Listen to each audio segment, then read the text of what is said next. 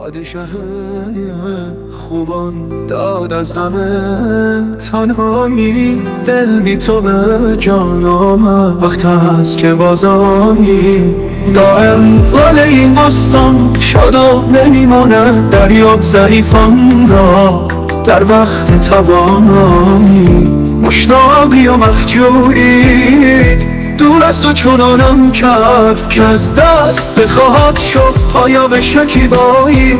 ای درد تو هم درمان در بستن ناکامی، ای یاد تو هم مونس در گوشه تنهایی. ای درد تو هم درمان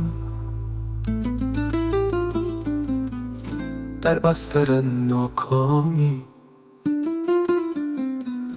ای یاد تو هم مونس در گوشه تنهایی.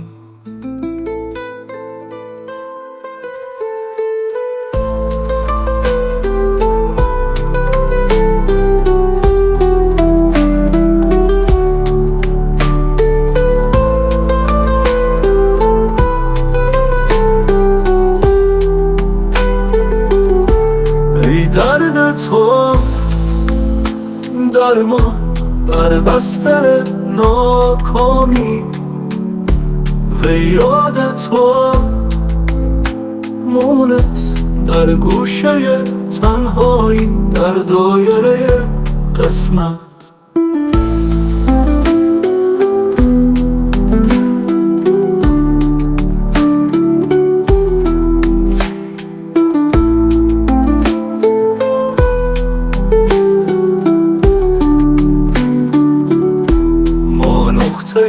تسلیمی لطف آنچه تو اندیشی، حکم آنچه تو فرمایی.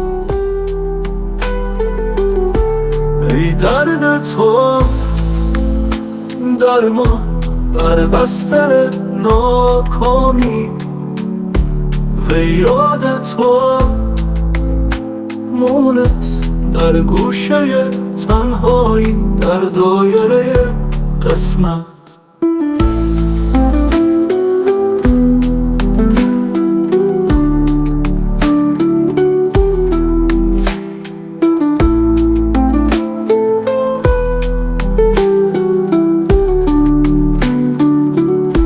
ما نقطه تسلیمی لطف آنچه تو اندیشی،